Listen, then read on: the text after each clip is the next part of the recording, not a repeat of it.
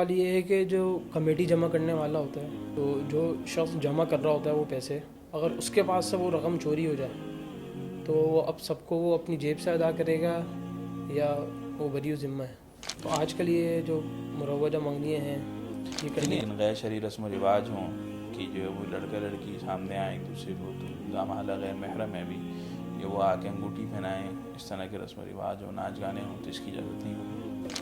کیا حارث نام شیطان کا نام ہے؟ تو نکاح کرتے ہوئے کسی کی ذات دیکھنے کے متعلق اسلام شریعت میں کیا رائے ہے؟ لیکن صرف اسی چیز کو مدار بنا لینا اور دینداری کو بس گوش ڈال دینا یہ بھی مناسب نہیں۔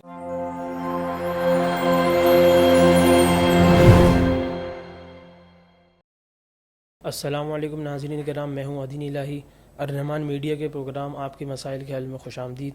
آج ہمارے ساتھ مہمان گرامی موجود ہیں مفتی ابراہیم جمال صاحب۔ السلام علیکم ورحمۃ اللہ وبرکاتہ۔ وعلیکم السلام ورحمۃ اللہ وبرکاتہ۔ اچھا، کوئی جگہ مسجد کے لیے وقف کر دی گئی،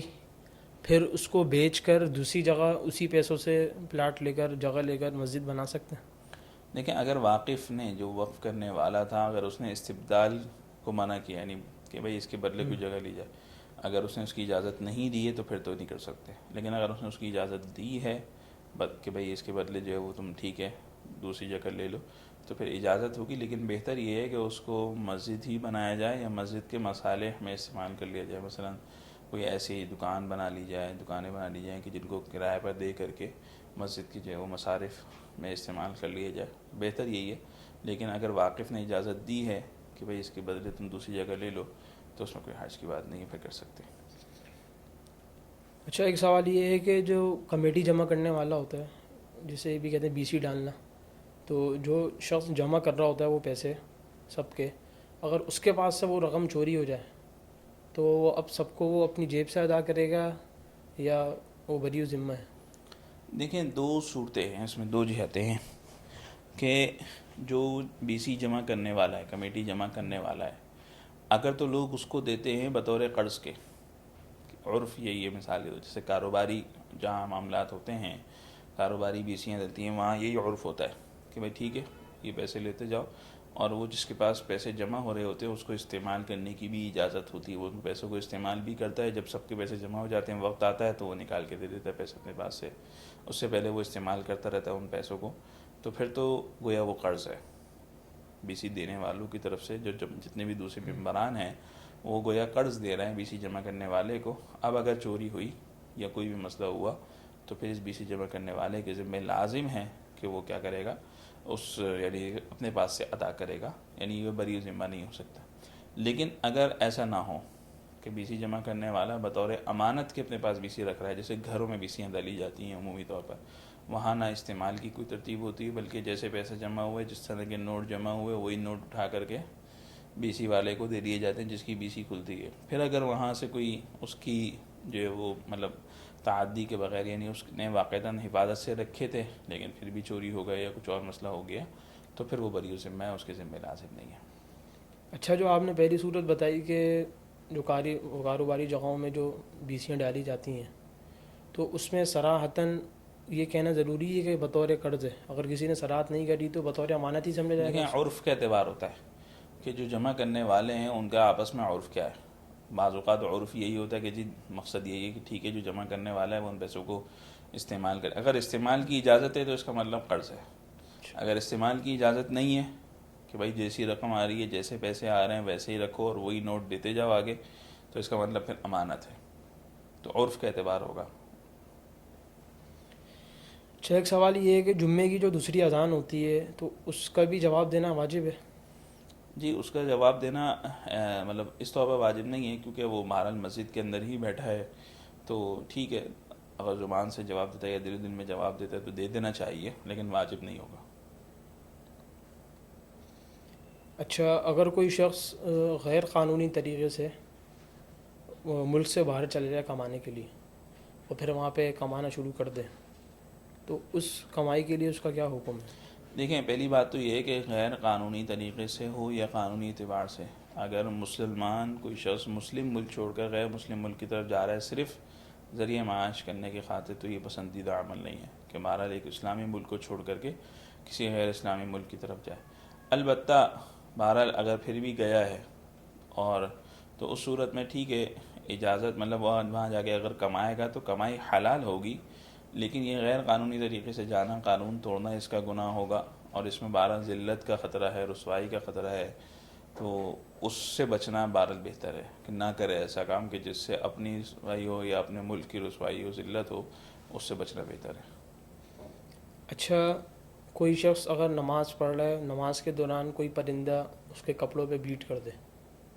تو اس کا کیا حکم ہوگا؟ نماز چھوڑ کے کپڑے پاک کر کے نماز پڑھے یا ایسی نماز پڑھتا رہے؟ دیکھیں پرندہ اگر حلال پرندہ ہے تو اس کی بیٹ تو پاک ہے، تو اس میں تو کوئی حرج کی بات ہی نہیں ہے، لیکن اگر حرام پرندہ ہے یعنی ایسا پرندہ ہے جس کا گوشت نہیں کھایا جا سکتا، تو اس کی بیٹ جو ہوتی ہے وہ نجاست خفیفہ میں حکم میں ہوتی ہے، یعنی جس کپڑے کے جس حصے پر لگی ہے اس کے 1/4 کے بقدر معاف ہوتی ہے، تو اگر 1/4 سے کم ہے یا اس کے بقدر ہے تو پھر بھی کوئی حرج کی بات نہیں، اگر اس سے زیادہ لگا ہے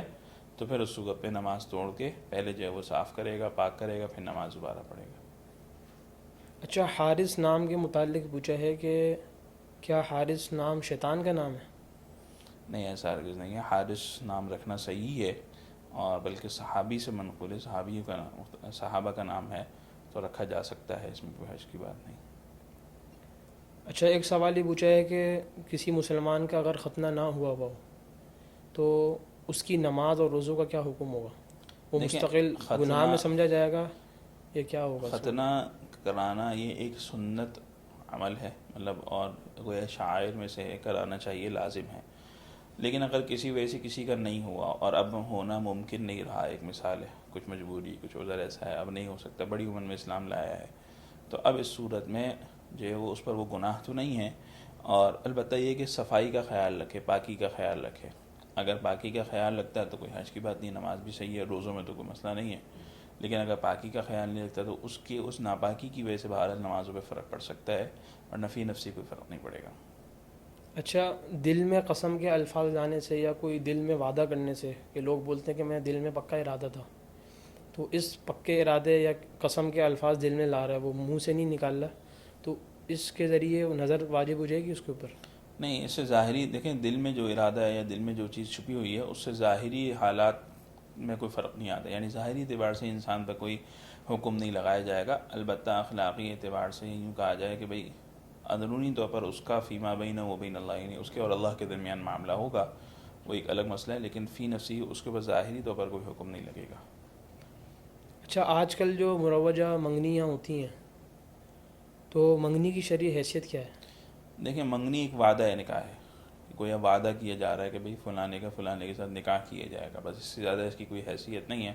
اور مطلب اس کو توڑنا بلا وجہ کر کے گویا جو ہے وہ کیا وعدے کو توڑنا ہے، بلا وجہ توڑنا، بغیر کسی وجہ کے توڑنے کے منع ہوگا، وعدے کو توڑنے کا گناہ ہوگا، لیکن اگر کوئی وجہ ہو تو پھر توڑنے کی اجازت بھی ہوگی۔ تو آج کل یہ جو مروجہ منگنیاں ہیں یہ کرنی دیکھیں چاہیے؟ منگنی صرف اس حد تک ہے کہ وعدہ ہے، اب اس پہ کوئی خوشی منا لینا یا مطلب ثواب کچھ نہیں سمجھ رہے، ویسے ہی کوئی ایک دعوت کر لی یا جمع ہو گئے، اس میں کوئی غیر شرعی رسم رواج نہیں کیے گئے تو ٹھیک ہے، اس کی گنجائش ہے، اس میں کوئی حرج کی بات نہیں ہے، لیکن غیر شرعی رسم و رواج ہوں کہ جو ہے وہ لڑکا لڑکی سامنے آئیں ایک دوسرے کو، تو دامحلہ غیر محرم ہے بھی، یا وہ آ کے انگوٹھی پہنائیں، اس طرح کے رسم و رواج ہوں، ناچ گانے ہوں، تو اس کی اجازت نہیں ہوگی۔ اچھا، نکاح کرتے ہوئے ذات دیکھنے کے متعلق، کسی کی نکاح کرتے ہوئے ایک دوسرے کو دیکھتے ہیں، ذات معلوم کرتے ہیں، حسب نسب معلوم کرتے ہیں، تو نکاح کرتے ہوئے کسی کی ذات دیکھنے کے متعلق اسلام شریعت میں کیا رائے ہے؟ دیکھیں کسی اللہ کے نبی علیہ الصلوۃ والسلام کا ارشاد ہے کہ کسی بھی عورت سے نکاح کیا جاتا ہے 4 چیزوں کی وجہ سے، اس کے مال کی وجہ سے، اس کے حسب نسب کی وجہ سے، اس کی خوبصورتی کی وجہ سے، اور اس کے دین کی وجہ سے، اور اللہ کے نبی علیہ الصلوۃ والسلام نے فرمایا کہ فظفر بذات الدین، دین کو ترجیح دو، تو اصل چیز یہ ہونی چاہیے سامنے کہ بھئی نکاح کے اندر دینداری کو سامنے رکھا جائے، چاہے لڑکا ہو چاہے لڑکی ہو، لیکن بہرحال ان چیزوں کی رعایت کرنا اس میں بھی کوئی حرج کی بات نہیں ہے، کیونکہ اس سے ہوتا یہ کہ پھر برابری کا جوڑ ہوگا، آپس میں مزاج مل جائیں گے، اگر ذات الگ ہو، حسب نسب الگ ہو، الگ الگ خاندانوں کے ہوں، الگ الگ قومیتوں کے ہوں، تو اس میں بعض اوقات مزاج ملنے میں اور